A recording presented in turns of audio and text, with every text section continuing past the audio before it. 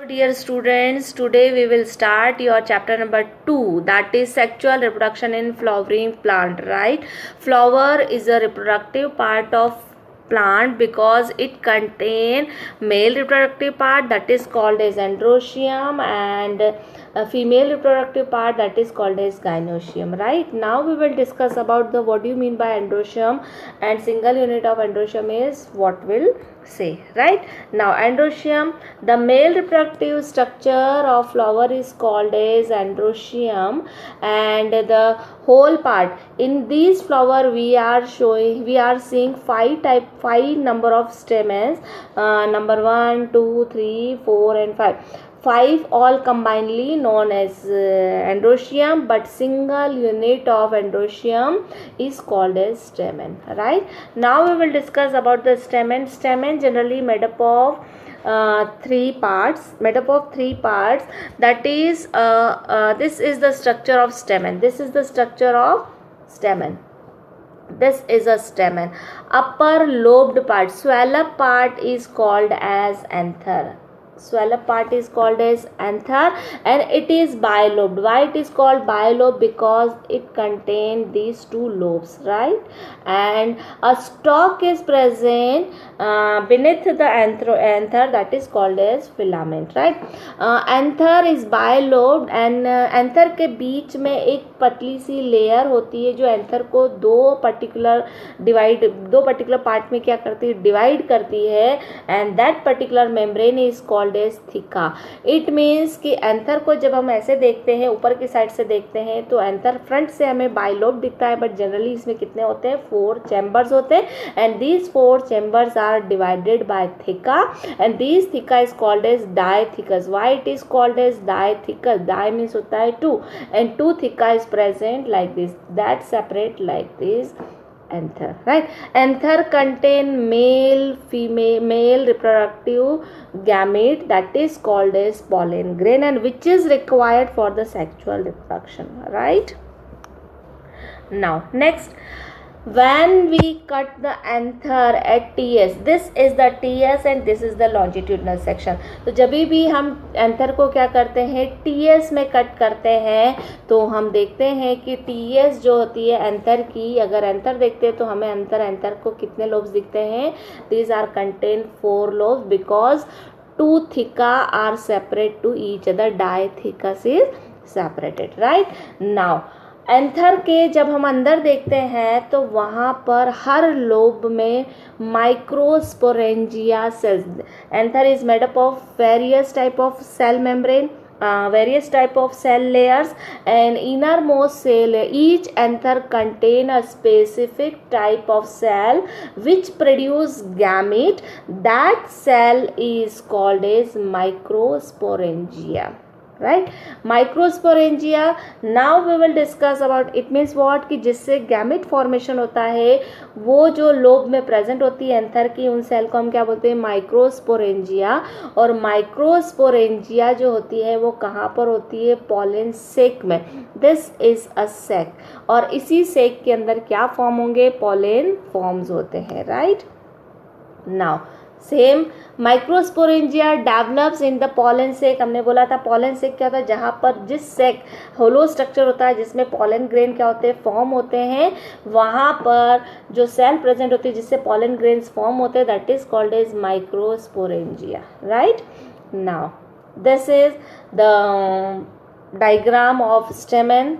This is a stamen, this is anther, this is connecting, and this is the filament, right?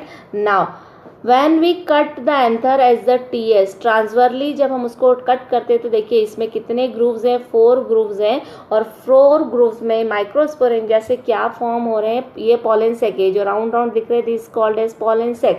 और pollen सेक के अंदर क्या form होते हैं, पॉलन ग्रेन्स फॉर्म होते हैं, and these are male gamete of plants, right?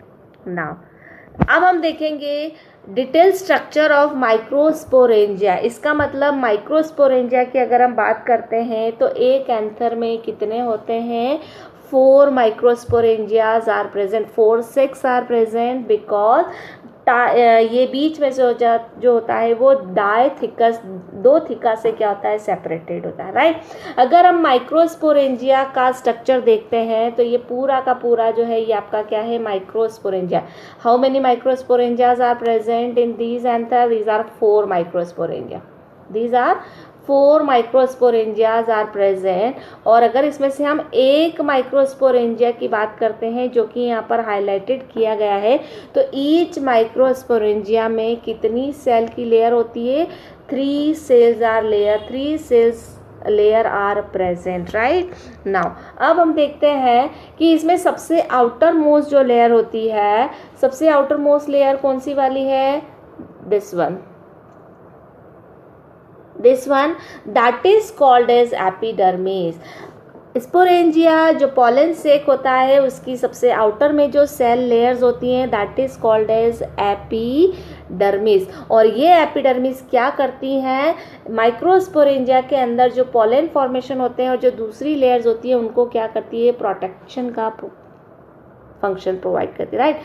Just epidermis के अंदर अगर आपको दिख रहा होगा this green colour, dark green colour layer, right. तो ये जो लेयर होती है that is called, this is also single layer, this is also single layer. और ये जो लेयर होती है this is called as endothecium. तो आउटर मोस्ट लेयर कौन सी है? एपिडर्मिस, उसके जस्ट अंदर सिंगल, अच्छा एपिडर्मिस भी सिंगल लेयर होती है, एंडोथेसियम भी कौन सी होती है? सिंगल लेयर होती है। और यहाँ पर काम क्या होता है कि जब भी पॉलन ग्रेन फॉर्म हो जाते हैं, जब पॉलन ग्रेन फॉर्म हो जाते हैं तो पॉलन ग्रेन जब उस पर्टिकुलर पॉलन सेक से क्या होंगे? रिलीज होंगे। तो रिलीज करने का काम कौन करता है? Endothecium layer. तो this is the second most layer of the microsporangia, right. Now dehiscent character, अच्छा यहाँ पर एक चीज़ और लिखी हुई है that is a hygroscopic nature. And hygroscopic means that is a moisture containing. जो ये वाली मेम्ब्रेन होती है जो एंडोथेशियम होती है इसमें थोड़ा सा मॉइस्चर होता है जिसके कारण ये क्या होती है? बस्ट हो जाती है। और बस्ट होने के कारण पॉलन ग्रेन जो है वो क्या करते हैं? रिलीज हो जाते हैं। नाउ थर्ड लेयर आप लोगों को यहाँ पर 3 अलग अलग लेयर दिख रही। सबसे लाइट कलर की एपिडर्मिस, डार्क ग्रीन कलर की दैट इज एंडोथेसियम। उसके बाद में हम आते हैं जो हल्की सी डार्क येलो कलर की, ऑरेंजिश कलर की जो लेयर होती है that is called as middle layer. Middle layer it form, और ये जो मिडल लेयर होती है इसमें जनरली सेल्स की कितनी लेयर्स होती है? 3 to 4 लेयर्स आर फॉर्म। तो मिडल लेयर का जो फॉर्मेशन होता है, मिडल लेयर जो होती है यहाँ पर ये जो आपको दिख रही है डार्क कलर की, this is called as middle layer. और ये मिडल लेयर जो है वो जनरली सेल लेयर की कितनी होती है? इसमें टोटल 1 2 3 to 4 सेल की लेयर, ये चारों सेल की लेयर मिलके क्या बनाती है? Middle layers, right. Now next that is tapetum, and this is the innermost layer of the microsporangia। और tapetum जो होता है जनरली वो क्या करता है? जो पॉलन ग्रेन उस पॉलन सेक में उस माइक्रोस्पोरेंजिया में फॉर्म हो रहे हैं और उनको हमने क्या बोला? Pollen grain is also called as microspore. Micro क्यों? Because they are very small, right. तो वहाँ पर जो पॉलन ग्रेन फॉर्म होंगे, जो माइक्रोस्पोर्स फॉर्म होंगे, टैपेटम जो मेम्ब्रेन है वो उनको न्यूट्रिशन प्रोवाइड करती है, नरिश करती है at the formation of pollen grain. Clear? तो यहाँ पर देखिए 4 लेयर्स हमने देखी है कि माइक्रोस्पोरेंजियम जो होता है वो 4 लेयर का बना होता है। Outer most epidermis, then endothecium, then middle layer, then tapetum. तो क्वेश्चन आता है कि tapetum nourishment provide pollen grain, name the layer that is called as tapetum. ठीक है, this is the 4th and last membrane. Now we will discuss that is a microsporangia. तो microsporangia आपके सामने detail में दिया हुआ है भाई। ये एंथर है, एंथर के अंदर क्या है? डायथिका होता है। इसका मतलब है कि एंथर अंदर से क्या होता है? 4 चेंबर में डिवाइड होता है। 4 में इसका मतलब इसमें कितने माइक्रोस्पोरेंजिया है? There are 4 microsporangia. माइक्रोस्पोरेंजिया की आउटर मोस्ट लेयर को हमने क्या बोला था? एपिडर्मिस। एपिडर्मिस के अंदर क्या होती है? Endothecium which is fibrous layer. उसके अंदर क्या होती है? मिडल लेयर जो भी फाइब्रस है। उसके अंदर क्या होती है? टैपेटम। और टैपेटम के अंदर क्या फॉर्म होते हैं? Pollen grain. Pollen is also called as microspores. Clear? चलिए नेक्स्ट सेम एज कि भाई पॉलेन जो मदर सेल होती है, अच्छा पॉलेन जिस सेल से फॉर्म होता है that is called as pollen mother cell, right. तो पॉलेन मदर सेल में सबसे पहले क्या होता है, तो हम बोलते हैं डिप्लॉइड होती है। अच्छा पॉलेन की सेल डिप्लॉइड अगर हो रही है, इसका मतलब जो इसमें है, सपोज करो कि ये आपकी एक सेल है, डिप्लॉइड मीन्स क्या होता है, number of chromosome same as parental body. जो भी सेल है उसमें नंबर ऑफ क्रोमोसोम क्या होते हैं, डबल होते हैं, और डबल होने के बाद में इसमें क्या होता है, मियोसिस होता है। और meiosis means what, number of chromosome जो होते हैं वो सेल में क्या हो जाते हैं, हाफ हो जाते हैं। नंबर ऑफ क्रोमोसोम क्या होते हैं, हाफ हो जाते हैं। तो इसका मतलब क्या हुआ कि यहाँ पर टोटल 4 सेक्स होते हैं और 4 माइक्रोस्पोरेंजिया है।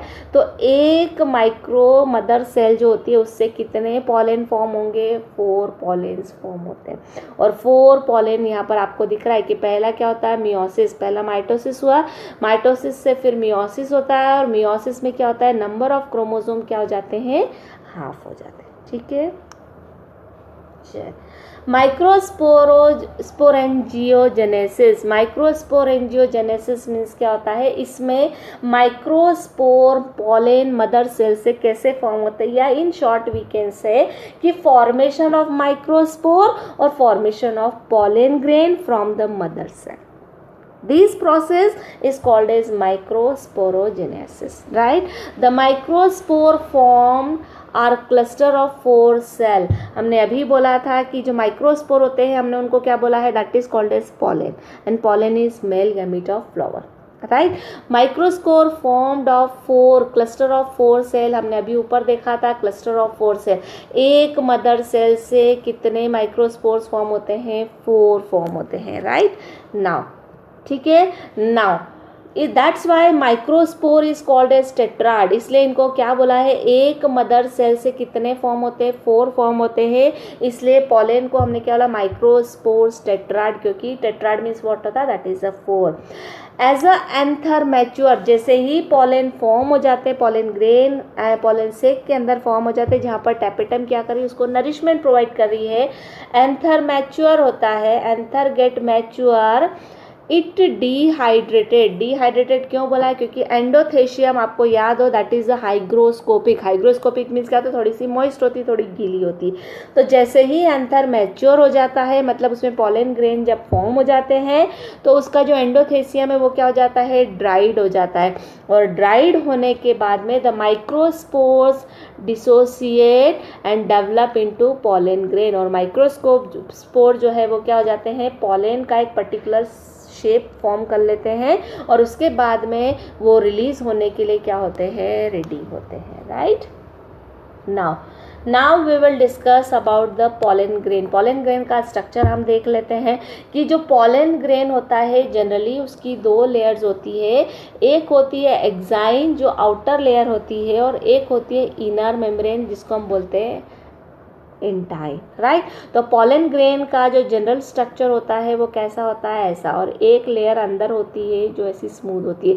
तो जो जिगजैग यहाँ पर नीचे डायग्राम में आपको दिख रही है, जो स्पाइन लाइक स्ट्रक्चर जो आपको दिख रहा है, that membrane is called as exine, और उसके अंदर जो न्यूक्लियस वगैरह जो बाउंडेड होते हैं that is called as intine. तो पॉलेन ग्रेन में जनरली 2 मेम्ब्रेन्स होती है. First is exine outer layer, zigzag layer, that is called as exine, और इनर लेयर को हम क्या बोलते हैं, that is called as intine, right? This is the structure of pollen grain, right? Now the exine is made up of, जैसे हम लोग बोलते हैं कि जितनी भी चीज़ें होती है they are made up of chemical. तो ध्यान रखिएगा कि एक्साइन जो होती है उसमें कौन सा केमिकल होता है, ये भी बहुत इंपॉर्टेंट ऑब्जेक्टिव होता है कि exine is made up of organic compound. And we have already discuss कि what do you mean by organic and what do you mean by inorganic. तो this is organic compound and that organic compound name is called as sporopollenin. ध्यान रखिएगा कि exine में एक organic compound होता है जो उसको हम क्या बोलते हैं, स्पोरोपोलेनिन, राइट. इसकी स्पेसिफिसिटी क्या है स्पोरोपोलिनिन की कि इट इज़ वेरी हार्ड। ये क्या होता है, अनफेवरेबल कंडीशन में पॉलेन को क्या करता है, पॉलेन के अंदर जो न्यूक्लियस होता है उसको प्रोटेक्ट करता है because it is very hard. दूसरा होता है इट इज़ रेजिस्टेंस, बहुत हाई टेम्परेचर होता है, बहुत अगर बाहर बहुत ज़्यादा एनवायरमेंटल कंडीशन ख़राब है तो वो उन एनवायरमेंटल कंडीशन से पॉलेन को क्या करता है, रेजिस्ट कर लेता है, right. Now another one organic compound, no one enzyme, और दूसरी चीज़ ये है कि ये जो स्पोरोपोलेनिन होता है इसकी एक स्पेसिफिसिटी होती है कि इसको कोई भी एंजाइम ब्रेक नहीं कर सकता है, डाइजेस्ट नहीं कर सकता है। तो जब तक ये एग्जाइन है पॉलेन के अंदर जो न्यूक्लियस है, जो क्रोमोसोम है, they are very safe and the exine has prominent pore. But exine जो है अगर कहीं पे भी हमने देखते हैं कि जब भी पॉलेन का जो न्यूक्लियस है वो कहाँ पर जाएगा, ओव्यूल में फर्टिलाइजेशन के लिए उसको फीमेल तक पहुँचना पड़ेगा। तो इसका मतलब ये है कि पूरा का पूरा जो एग्जाइन है वहाँ पर एक पर्टिकुलर ऐसी प्लेस होती है जहाँ पर एग्जाइन का जो स्पोरोपोलेनिन रहता है वो वहाँ पर क्या होता है, एब्सेंट होता है। और वो एग्जाइन का पोर जो होता है जहाँ पर स्पोरोपोलेनिन नहीं होता है, जिसके कारण वो पर्टिकुलर प्लेस क्या होती है, सॉफ्ट होती है। और उसी पर्टिकुलर प्लेस से क्या फॉर्मेशन होती है, पॉलेन ट्यूब फॉर्म होती है। और वो जो पॉलेन ट्यूब फॉर्म होती है जहाँ पर स्पोरोपोलेनिन एब्सेंट होता है, that particular pore is called as germ pore. तो ध्यान रखिएगा कि पूरी की पूरी जो एग्जाइन है वो किसकी बनी है, स्पोरोपोलेनिन होती है। बट एक पर्टिकुलर एंड पे स्पोरोपोलेनिन क्या होता है, एब्सेंट होता है। और वो जो एब्सेंट वाली प्लेस होती है उसको हम क्या बोलते हैं, जर्म पोर। और वहीं से पॉलेन ट्यूब फॉर्मेशन होता है, राइट। चलिए next, as the pollen grain mature, जैसे ही पॉलेन ग्रेन मैच्योर हो जाता है, इट कंटेन 2 सेल। अब हम एंटाइन के अंदर की बात कर रहे हैं कि जैसे ही पॉलेन ग्रेन क्या हो गया है, मैच्योर हो गया। इसका मतलब देखिए यहाँ पर ये डायग्राम दिख रहा है कि this is a haploid nucleus. अच्छा, हैप्लॉइड न्यूक्लियस है, इसका मतलब क्या है, it is a type of gamete. Gamete में ही हैप्लॉइड न्यूक्लियस होते हैं। तो this is consider as a pollen grain. और इसको हम जब भी ऐसा दिखते हैं तो इसको नंबर n से शो करते हैं। जहाँ पर भी n होता है that is a half number of chromosome. तो हमने क्या बोला है कि भाई जैसे ही पॉलेन मैच्योर होता है तो मैच्योर होने पे इसका जो हैप्लॉइड न्यूक्लियस है, इसका न्यूक्लियस क्या होता है, बड़ा होता है।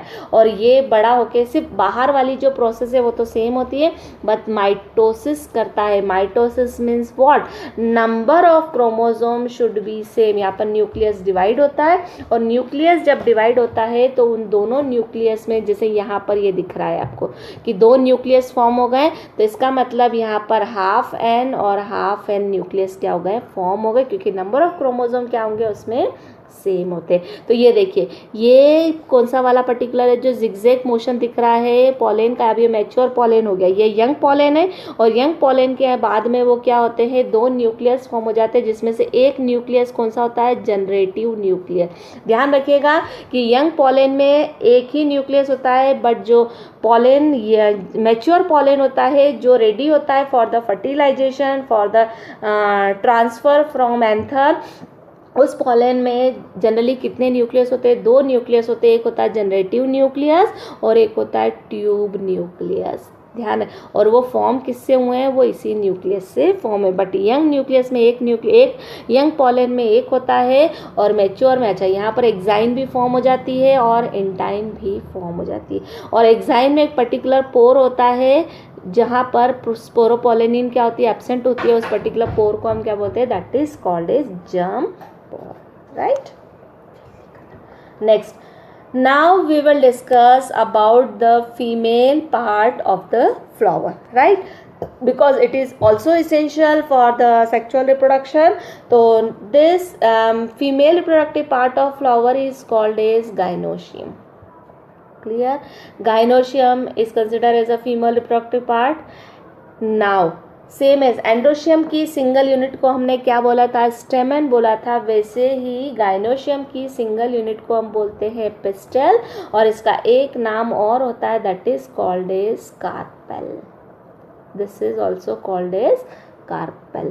तो कंफ्यूजन बिल्कुल नहीं होता है कि सिंगल यूनिट है। अगर एक से ज़्यादा भी प्रेजेंट है तो हम उन सबको, जैसे हमने वहाँ पे देखा था 5 स्टेमन को मिला के हमने एंड्रोशियम बोला था, बट सिंगल यूनिट को हमने क्या बोला था, that is called स्टेमन।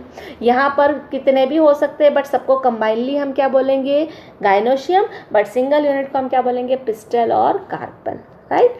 Now monocarpellary, अगर किसी फ्लावर में सिर्फ एक ही कार्पल प्रेजेंट है, total number of carpel only one, that type of flower is called as monocarpellary. Clear. और उस गाइनोशियम को भी हम क्या बोलेंगे कि भाई वो जो गाइनोशियम है उसमें सिर्फ एक ही कार्पल है या एक ही पिस्टल प्रेजेंट है, राइट।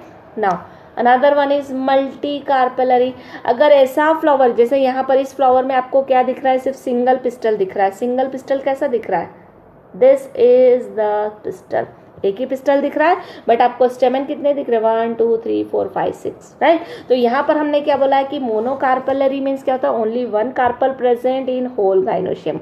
मल्टी कार्पेलरी, इसका मतलब है कि एक से ज़्यादा अगर पिस्टल या कार्पल प्रेजेंट है तो उस पर्टिकुलर गाइनोशियम को हम क्या बोलेंगे, मल्टी कार्पेलरी और मल्टी पिस्टिलेट, ठीक है।